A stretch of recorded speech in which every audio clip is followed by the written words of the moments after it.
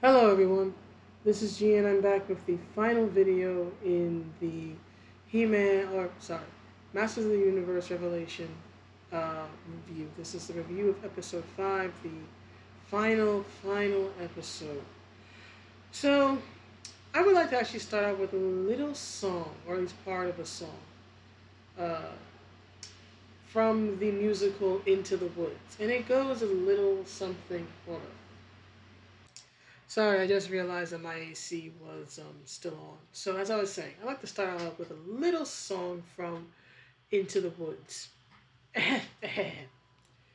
Agony beyond the power of speech. And there's a reason why I chose that song. Because first of all, just the pose she's in, just this type pose is just so theatrical, so musical theater. But also because Agony is a song about selfishness, right? Two men wanting to marry these, beautiful fairy tale princesses, but it's all about what they want. And it fits in this so much because this entire episode, well, not entire, I should take that back. The majority of this episode, and certainly the bulk of this series, has been all about TEELA'S agony. What Kevin Smith, because Kevin Smith said that before calling it Masters of the Universe Revelations, he was going to call it End of the Universe. He didn't need to call it either. What he simply should have called it was TEELA'S Agony, because this is what this entire damn show, past the end of episode 1, is about. TEELA'S pain, TEELA'S loss, TEELA'S agony, right? TEELA'S own father, Man-at-Arms, having to apologize to her for a secret that he was not permitted to tell. This has all been about her. This goes beyond just simply the protagonist being the focus character. This is simply a tale of one woman's selfishness, and the story never once paints her as in the wrong. We're supposed to believe that she's this heartbroken hero, but no one ever calls her out for her behavior. These is what, 5 episodes, about 25 minutes long, so this is what, about 2.5 hours, right? I've watched every episode now. Maybe there'll be some call outs or something in the second half, but all I can do is evaluate what's here. And what's here is that not one person, not Evil Lynn, not Andra, not the sorceress, not even Adam really, right? Adam sort of gets a little frustrated with her in their conversation, which is, of course, where this still comes from, but not one damned person ever calls Teela out on how selfish she is being, making everything about her pain, right? And this is not to say that she's not allowed to feel pain or to feel hurt and betrayed, regardless of how illogical it is. But again, no one calls her out. No one ever challenges her, right? No one ever puts her in her place. And by God, she's an overgrown, over-muscled 16-year-old with a bad haircut. That's exactly what this frackin' character is. And that is not who Teela is supposed to be. I've seen a few episodes now of the original show. This is a complete betrayal of Teela's character. It is a bastardization. I know I've said it before, but now actually, like, having watched it, I can tell you with certainty. This is a bastardization of the character of Teela, right? Complete bastardization. This is on par with the bastardization of Sindel in Mortal Kombat 11. It is a complete betrayal of everything she was in the old show and of the type of character archetype she's supposed to be, which is the heroic female heroine, right? Well, female heroine is redundant. The word heroine stands for female hero, but you know what I mean, right? She's supposed to be the heroic warrior princess, and she doesn't act like that in the least. She gets a few tender moments here and there, right? Finally, Orko breaks through, as I covered in the previous episode, but she spends the whole damn show mad as hell, and no one ever calls her out on it. No one ever calls her out, not just on her anger per se, but the disgustingly selfish, not just personal, but selfish nature of her anger and her rage. It is awful. She is not the hero. She's a villain protagonist, and the show tries to make her look like the hero, like the hurting, heartbroken hero, right? Who's just mad at the world, but it's really just an expression of her grief. I understand that's what they were going for, but that is not what happened. That is not how it came across. Y'all should have focus tested this better before you released it. You should have gone back to the drawing board. You should have brought an actual fan, or at least someone who's actually willing to sit down and do the work to write down the questions like, why is Teela acting like this? Why is Man of Arms bowing down at her feet? Why is she demanding an apology? Why is she saying that if Man of Arms wants to make it up to her as if he owes her something? Right? But all that. Let me just I just need to get that out. Need to get it out. Let me get into the review of the episode itself now. Right, so the episode opens with the funeral of Orko. Right, as I said in the previous video, Orko dies a heroic sacrifice. So we see them at Orko's grave, and they all say something positive about Orko, except for Evil Lynn, of course, who leaves her helmet there at his grave. But then she sorrowfully announces that he's a fool, which makes perfect sense to me. Again, she really bonded with him during their short time, and she's the villainess. So naturally, she's going to be the snarky one to say something kind of mean. And the thing is that she's not necessarily wrong, right? That's the thing about heroism. There is a strong element of foolishness to it. In fact, I remember, this was years ago, but there was an episode of the old X-Men cartoon, right? Where the X-Men rush out to go help the humans, right? I think it's the Friends of Humanity or something, knowing that this is probably a suicide mission, right? And due to the episode circumstances, like Magneto is at the X Mansion, he's injured, right, or whatever. And there's a scene where he's like, "Fools, you're all fools, heroic fools, always the first to die." Right, so I can actually understand why a villainous character like Evil Lynn would look at what Orko did, right, and consider it foolishness. And of course, she's using it as a cover for her own grief over his passing. So her response makes sense. She's actually the craziest thing is that of the females who are prominently featured in this show, because a few of them are in there, but they're not a big part of the story, like the sorceress, right? She appears in the first episode, and she appears in the last episode, and she appears a little bit in the second, but she doesn't really play a large role. You don't see her all the time. Right? The main female trio is Teela, Evil Lynn, and Andra. Andra doesn't have much of a personality. Teela is insane, and Evil Lynn is actually the only rel well written woman of the main cast that we see. It's the villainess who got the best writing. It's insane. Anyway, so they mourn Orko's death. Um, Adam asks Mossman to leave a little something of home at Orko's grave, and he sort of brings out like a little piece of like Orko's robe or whatnot to leave at his grave. It's very sweet. It actually is very sweet. Somber, but very sweet. Then Adam tells them that they can have his half of the power sword. Right? He just pulls out of the hammer space. Just reaches down, just pulls it out. There's never any indication that he's even wearing the sword.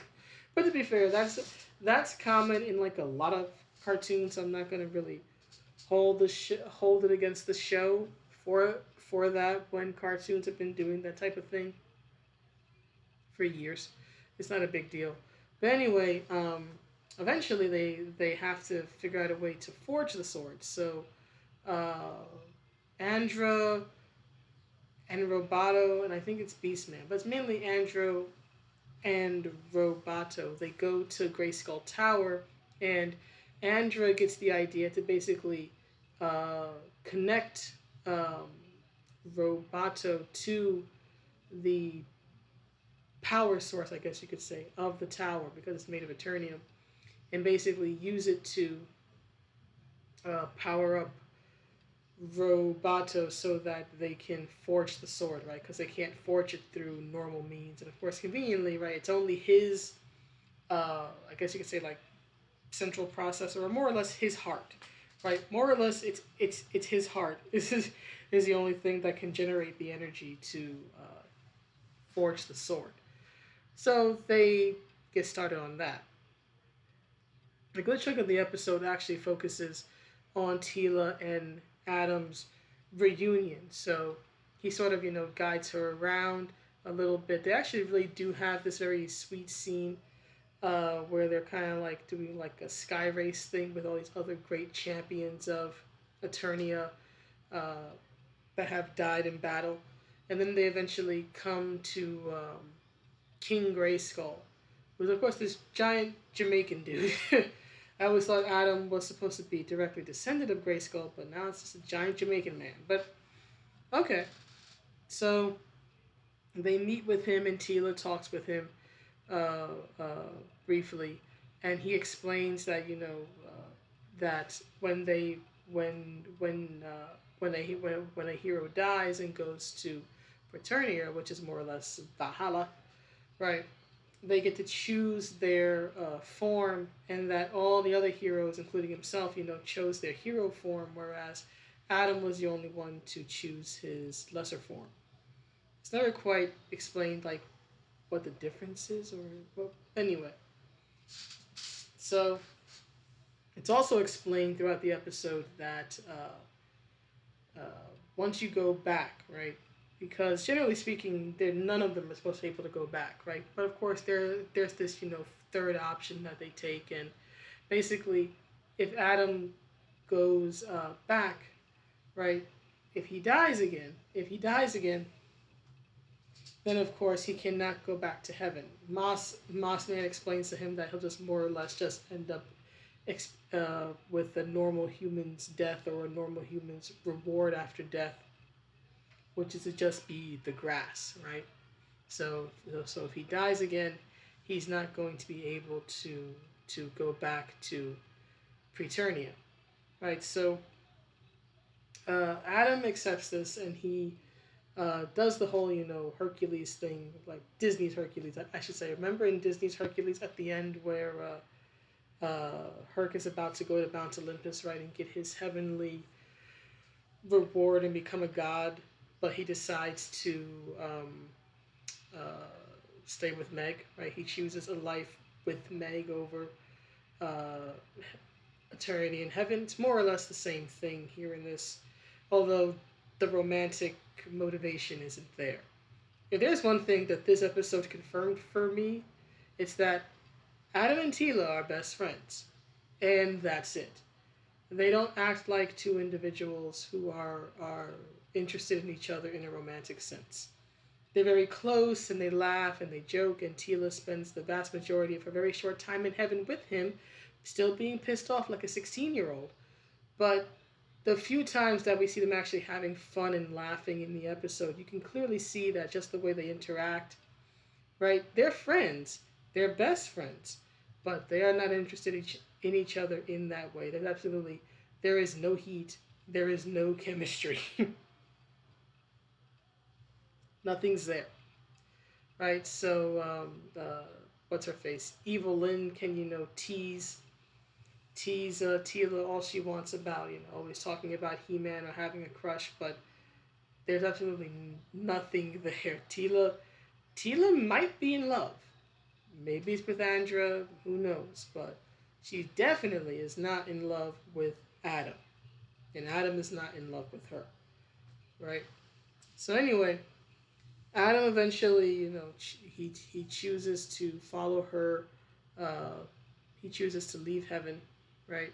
Go back to Earth, and once he gets back, they're at Castle Grayskull. They're at Castle Grayskull where Man at Arms and his men are repelling an attack from, I think it's the Triclops or whatever, the guy who runs the machine cult, right? And it's that part is actually really, really, really touching scene, right? Where they reunite. Right, Cringer comes in and he hugs He-Man.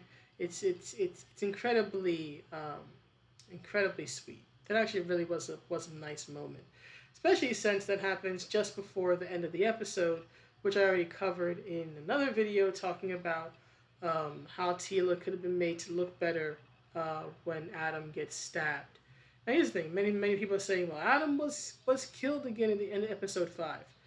We don't know that yet, right? The wound is like on like his like lower side or like his lower stomach, so we don't know as of yet if he's gonna die. I understand why people said that, because he died in the first episode, and of course the big shock is that the moment he's about to turn into He-Man, Skeletor reforms from Evil Lynn's staff or that skull head she's been carrying around, and he explains later that, oh, I had to hide my essence inside your orb. I'm like it's never explained how in the world that's even possible. We're just supposed to take stuff like this on faith, right? But the whole thing, he reforms and he stabs Adam again, right? It's like I can understand why people say Adam dies twice, but technically let's put it like this: he definitively dies once, which is at the end of the first episode. He gets injured, certainly, again, at the end of this episode. But it is not objectively accurate to say that he dies twice. He gets killed once, he gets seriously wounded again at the end of the episode, but it's not certain yet that this wound is going to kill him, right? He might be near death, but it's not necessarily a confirmed death yet. So that might be the one thing where maybe I'm beginning to disagree with some other people who have covered this. He didn't die at the end of episode 5, but it doesn't really matter because he's incapacitated. Again, no one thinks to like restrain Skeletor when he got stabbed in episode 1, but Adam is stabbed and he's unconscious, and Teela's trying to just put her hands on his wounds. I guess she's just trying to stop the bleeding. And Andra sasses Skeletor a bit, and he sasses her back. The thing is that there's this scene toward the end where Andra asks Skeletor, "Why are you doing this?" And Skeletor more or less answers, he's like, "No woman would ever." He's like, "Look at my face, child. No woman would ever have me as a man." I'm just looking like, Evelyn's right there. She'll have you as a man. But the thing is that I saw, and again, I understand why it happened because of all the drama surrounding the show. But there were a lot of people, it seems, online who were taking this line seriously, who were thinking that he was, at least from what I can tell, that he was being sincere when he said that. Like, that it was, as some people termed it, being an incel that actually motivated him to evil. I don't think that's it.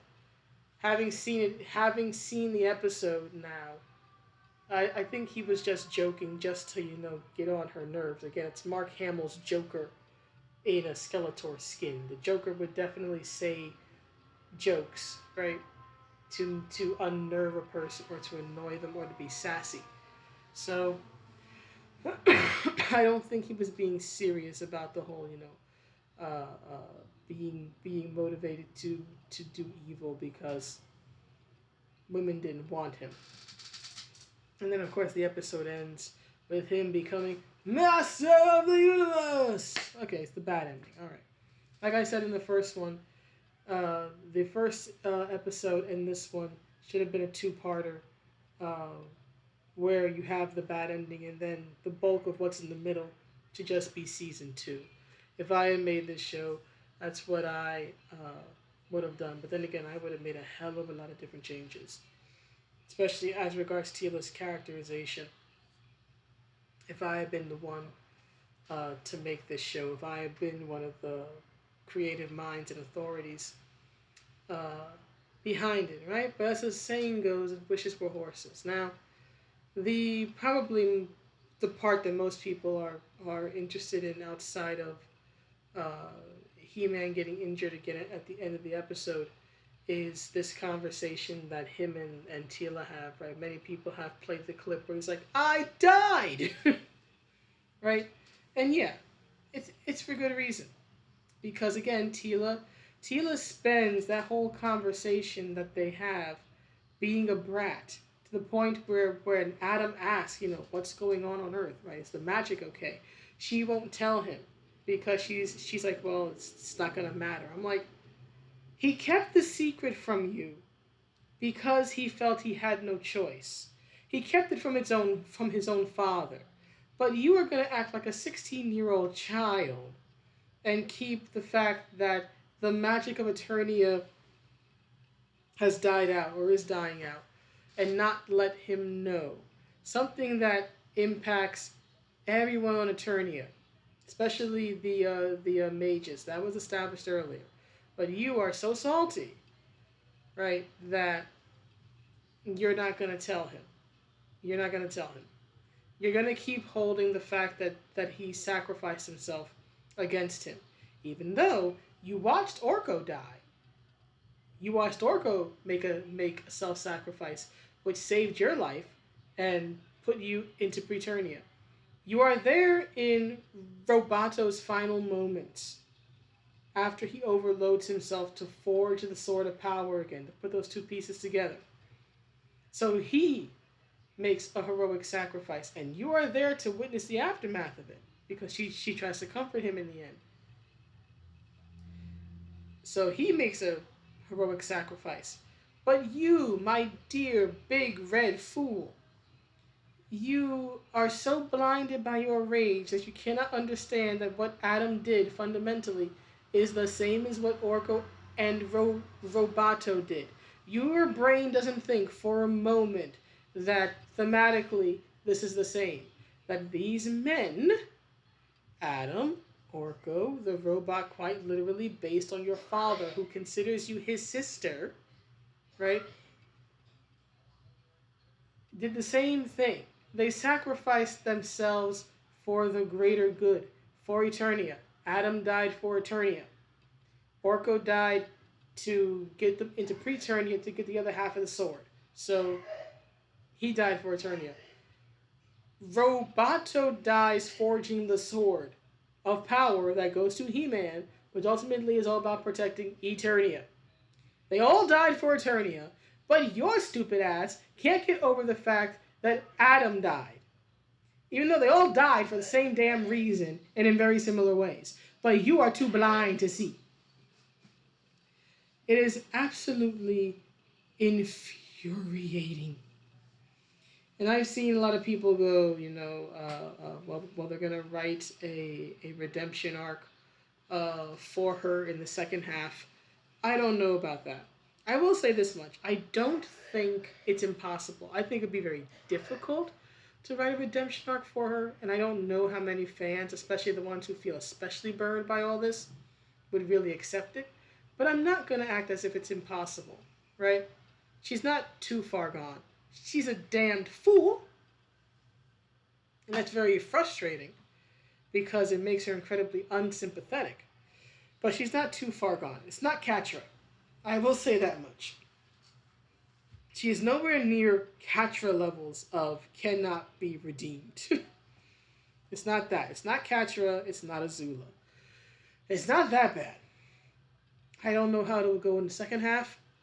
I don't see myself watching reviewing the second half. I did not like this show. It had some decent points. Again, art is beautiful, but having to follow such an unlikable hero and just seeing so many different ways that this could have been better, it's just incredibly frustrating for me. It's just been an incredibly frustrating experience reviewing this show, which is why I, generally speaking, don't review things anymore.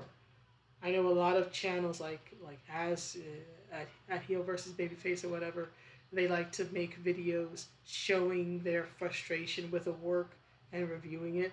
If that's what they want to do, that's fine. I've watched plenty of those videos, and I'm certainly not going to knock it, but it's not for me. I don't mind talking about issues or news or whatnot, but like having to go back and watch or cover something, the same type of topic repeatedly for like a review. You have to review each episode of a show. Oh God, no, no, not again. Not for a show that I don't like or don't see potential in. I honestly don't know how in the world channels like MJ Tanner or Crimson Sin do it, viewing multiple episodes or multiple comics of something that you know is bad and is not to your taste. I can't do it. So take this as it is. Uh, I really don't see myself. I'm not going to say never, but I really do not see myself covering the second half of Revelation. I might watch it and tell you guys what I think, but like doing these type of review videos, I don't think I'm doing that again. Not for this, at least. Not for this. This is just way too much on my brain, right? So yeah, that's basically it. They spend a good chunk of the episode in Preternia. Uh, Teela just talks about how she's been wronged without seeing the parallels or thinking about anybody else but herself. Adam gets resurrected. There's a very sweet reunion, and then he gets stabbed at the end. And I already made a video covering the issues with the ending, in particular with Teela's inaction in the ending. So I'm not gonna belabor that point. But yeah, for better or worse, that's my review. Please let me know what you think, and I will see you all in the next one. Have a sorry, I almost forgot. Hold on. Notes. Final notes. Final notes for the show. Then I'll sign off. So here were the notes that I wrote as I went through the episode. So here they are. Teela is a bitch. Adam asked to talk about it, his death, right? And she acts like a pouty 16-year-old. Kevin Smith, do you think this lowly of women? It's nice to see Adam and Teela have fun. Adam and Teela are best friends, and that's it. She never acts like a woman in love. Never acts like a woman in love with a man. After everything she has seen, she still acts like a child. Let me be angry. This is what Teela says to Adam at one point. Let me be angry. As if anyone could stop you. All you've been is angry. Teela is selfish. Me. All of us had to live with it. That's another thing that she says, right? He's like, I died! And she's like, yeah, we all had to live with it. Right? All of us had to live with it. As if you care, Teela. You just buried Orko in heaven because of his heroic sacrifice, but you are too blind to realize Adam did the same damn thing. Now Teela won't tell Adam what's going on. Real mature, you brat. Robato's death is very tender. That he feels is human at the end is very touching. I was actually very much reminded of Ghost in the Shell, the anime, the standalone complex anime, where towards the end, the little spider robot, the Tachikomas, gain they gain sentience. You know what I mean? They gain their own consciousness. I don't know why I can't say it, but they gain their own consciousness, and they actually make the choice to die defending Bato because of the fact that Bato always treated them nice, whereas the Major, was always like, they're just machines, right? So for his kindness, they were willing to die for him. So I kind of got a similar vibe with that, with Robato's death. It's actually very touching, even though he speaks in this very robotic, emotionless voice. He talks about how, Man-at-Arms created a miracle because of the fact that he as a robot could actually feel fear at the moment of his death. Very touching. Adam choosing to forsake heaven is very sweet. Very Disney Hercules-esque. And then the last one, Adam reuniting with Man-at-Arms and Cringer is sweet. And that's literally it, because right after that scene is the ending. So yeah, this is the ending of this video now, proper. Please let me know what you think, and I will see you all in the next one. Have a good day or night wherever you are, I should say. Bye.